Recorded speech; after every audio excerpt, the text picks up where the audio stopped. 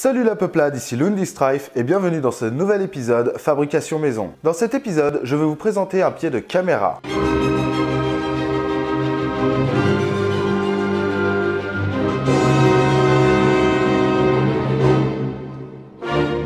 Et si vous avez vu la fabrication maison précédente, vous savez exactement comment je vais faire pour faire le pied de la caméra. Ce qui compte le plus dans cette fabrication maison, c'est la tête.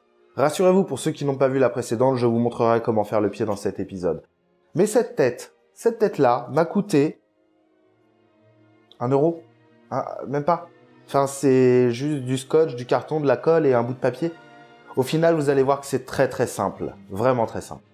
On va commencer par parler un petit peu mathématiques. Il faut savoir que les vis qui permettent de tenir les caméras sont des vis 1/4. Alors 1/4, qu'est-ce que ça signifie? Ça signifie tout simplement que c'est 1/4 de pouce. Un pouce fait 2,54 cm, donc 1/4 de pouce, c'est 2,54 cm divisé par 4. Soit un total de 0,6 et des brouettes. 0,6, ça fait 6 mm. Ça. Eh bien, ça tombe bien puisque 6 mm, je vous rappelle qu'on a utilisé des vis 6 par 60 lors de la précédente fabrication maison.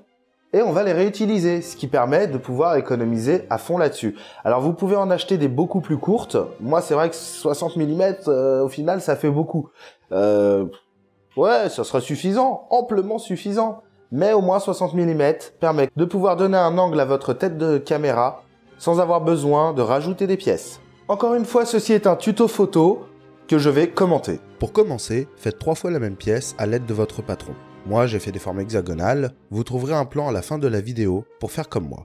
Dans cette fabrication maison, on nommera les épaisseurs 1, 2 et 3. L'épaisseur 1 est celle qui contiendra la vis et qui est la partie amovible de votre projet. L'épaisseur 2 est celle qui est au milieu. Et enfin, l'épaisseur 3 est celle qui se fixera directement au pied à la fin de la vidéo. Marquez le centre des épaisseurs 1 et 2 et faites un trou de 6 mm. Dans les épaisseurs 1 et 2 uniquement, on laisse l'épaisseur 3 de côté. Et dans l'épaisseur 2, on passe la vis. Dessinez au crayon un patron de la tête de vis. Prolongez-le de 2 lignes droites jusqu'à l'un des bords, les traits rouges sur la photo. Notez que le bord est plus petit que ne l'est la tête de la vis, et c'est normal. Puis découpez selon les traits. Surtout, conservez cette pièce. Cette pièce est très importante car elle servira à bloquer la vis si vous voulez donner un angle spécifique à votre caméra. Et comme la tête est plus grosse que l'embouchure, ça empêche la tête de partir et ça va serrer d'elle-même la tête sur votre projet. Prenez vos épaisseurs 2 et 3 ce coup-ci, appliquez de la colle sur l'épaisseur 2 et collez les deux pièces ensemble. Personnellement, j'utilise de la colle en gel basique. Ensuite, appliquez une pression à l'aide d'un mug rempli d'eau ou de tout autre objet lourd pendant environ 5 minutes. Coupez un morceau de feuille de 5 cm par la longueur de votre arête. Comme mes arêtes font 5 cm, j'ai donc fait un papier de 5 cm par 5 cm. Ensuite, pliez-le en deux. Appliquez de la colle sur l'épaisseur 2 sur le bord opposé où vous avez découpé la pièce. Posez ensuite votre papier avec la pliure à fleurs. Et encore une fois à l'opposé de la pièce coupée. Appliquez une pression dessus pendant 5 minutes, de nouveau. Préparez votre épaisseur 1 et appliquez de la colle comme vous avez fait à l'étape précédente. Posez-le avec la pliure à fleurs et enfin appliquez une pression dessus. Voilà, la tête est quasiment finie et voilà ce que ça donne avec la vis. Et si vous lui donniez un angle, pour solidifier le tout, mettez du scotch à l'intérieur, il y aura moins de chances que le papier se déchire avec le temps. Retirez la vis de l'épaisseur 1 et dévissez l'écrou. Sur l'extérieur de l'épaisseur 1, encastrez votre écrou. Forcez, vraiment. Le scotch à l'arrière empêchera de traverser le carton. Puis, mettez un morceau de scotch sur l'écrou pour le maintenir. Pensez à utiliser un petit cutter pour ouvrir le scotch au niveau du trou de l'écrou. Vous pouvez aussi mettre de la superglue pour noyer l'écrou dans le carton en plus du scotch ou faire comme moi, noyer l'écrou dans de la colle époxy. Pour cela, retirez le scotch. Oui, le modèle n'est pas le même que le précédent car lui, c'est un prototype. Puis, mettez de la colle en évitant soigneusement de boucher le trou de l'écrou. Pensez à visser et dévisser régulièrement votre vis pour éviter que la colle époxy ne serre la vis. Lorsque la colle époxy séchera, vous aurez l'empreinte de la vis et vous pourrez même visser à travers cette dernière. Voilà, comme cela, vous avez gagné en stabilité. Mais il reste une dernière petite chose à faire et la tête sera terminée. Pour éviter que la tête ne bascule en avant lorsque vous aurez mis une caméra dessus, vous pouvez mettre un peu de scotch lorsque vous avez votre angle, ici et là, une seule pièce, pour empêcher la tête de basculer.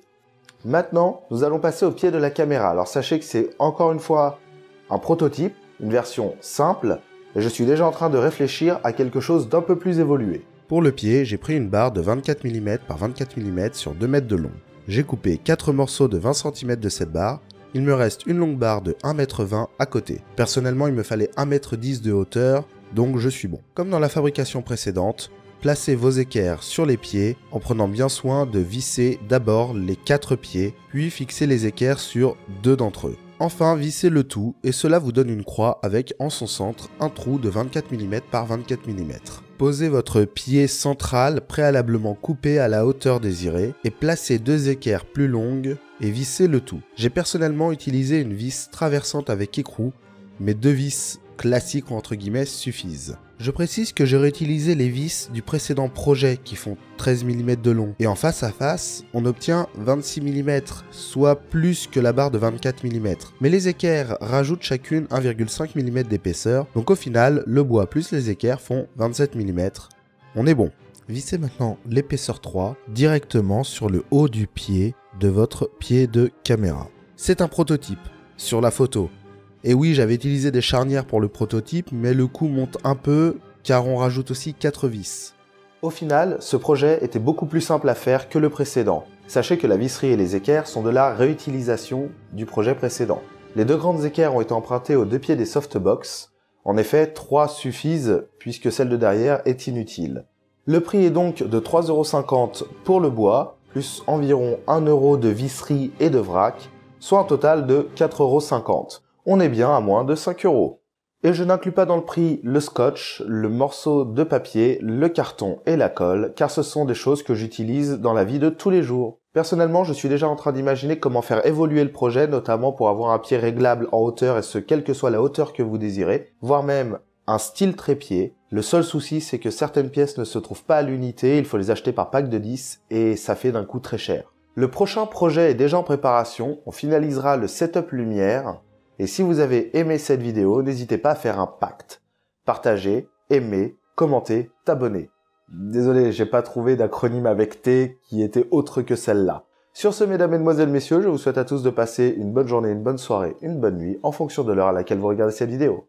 Ciao! Et voilà comment faire un hexagone facilement. Faites d'abord un segment A de 5 cm. Pour info, chaque segment noir feront 5 cm. Puis, en parallèle, à 8,5 cm, les traits de construction bleus, tracez le segment D. Croisez-les avec les traits de construction verts pour obtenir le centre. Tracez un segment parallèle au segment A et D de 10 cm, celui en orange, dont le centre de ce segment se situe au croisement des traits de construction verts. Reliez le segment A par ses extrémités aux extrémités du segment orange et créez les segments B et F. Faites la même chose avec le segment D pour créer les segments C et E. Et voilà, vous avez fait un hexagone. J'ai fait le mien sur une feuille à petits carreaux et c'est beaucoup plus simple.